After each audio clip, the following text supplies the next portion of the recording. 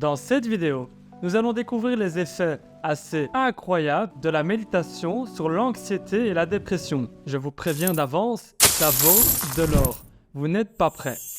Daniel Goleman, célèbre psychologue américain, né le 7 mars en 1946 à Stockton en Californie, est auteur de livres à succès tels que L'intelligence émotionnelle, c'est celui que j'ai ici. Il existe en 2 volumes séparément, mais moi j'ai les 2 volumes en un. Vous pouvez voir que c'est un gros mastodonte. C'est pas le genre de livre que vous allez lire de A à Z. Il faut plutôt le lire selon vos besoins, selon ce qui vous intéresse. Vous allez feuilleter directement et aller au thème qui vous intéresse. Donc voilà, pour ceux qui ont le courage, L'intelligence émotionnelle de Daniel Goleman que je recommande. Et comme 2e livre, L'intelligence sociale. Et donc ce sacré Daniel s'est demandé pourquoi est-ce que la méditation aide face à l'anxiété et la dépression. Premièrement, modification du rapport à l'expérience. La méditation, en particulier la pleine conscience, permet de changer notre rapport à nos émotions et nos pensées. Elle nous permet également de modifier nos relations à nos expériences, au lieu de nous laisser happer par nos émotions ou nos pensées, comme c'est le cas lorsque nous sommes déprimés ou anxieux. Nous les reconnaissons, les voyons comme ce qu'ils sont, des simples pensées, ce qui les rend impuissants. Deuxièmement, la méditation crée des changements neurologiques et ce n'est pas ce que tu penses. Quand tu es capable de donner un nom à une émotion, comme par exemple,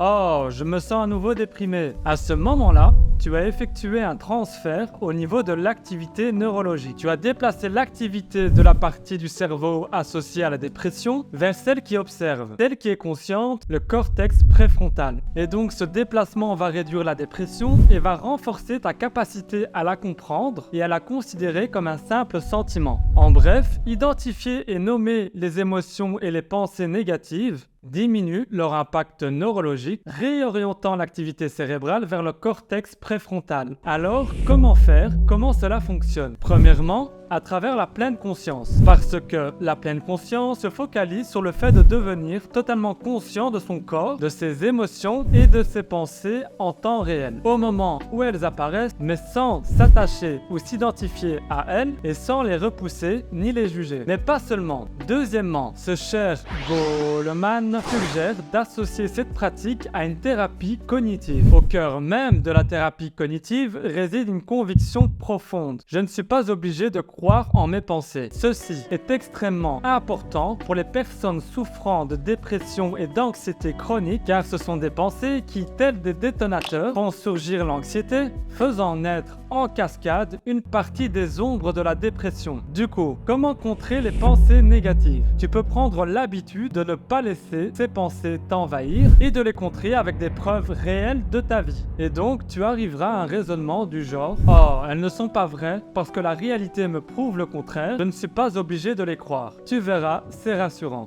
Le patient et le psychothérapeute travailleront donc ensemble pour identifier et comprendre les problèmes en fonction de 3 ingrédients. Les émotions, les pensées associées et les comportements. Plus de blabla, qu'en disent les études scientifiques. Une étude à l'université d'Oxford a démontré que la thérapie cognitive basée sur la pleine conscience réduisait de 50% le taux de rechute chez les personnes souffrant de dépression sévère. Et ce n'est pas tout. D'autres études confirment l'efficacité de la méditation combinée à la thérapie cognitive pour traiter l'anxiété et la dépression sans les effets secondaires des médicaments. Imagine un instant que cette approche soit encapsulée dans une petite pilule. Eh bien, les géants pharmaceutiques se feraient des couilles en or. Heureusement pour nous, c'est une ressource gratuite.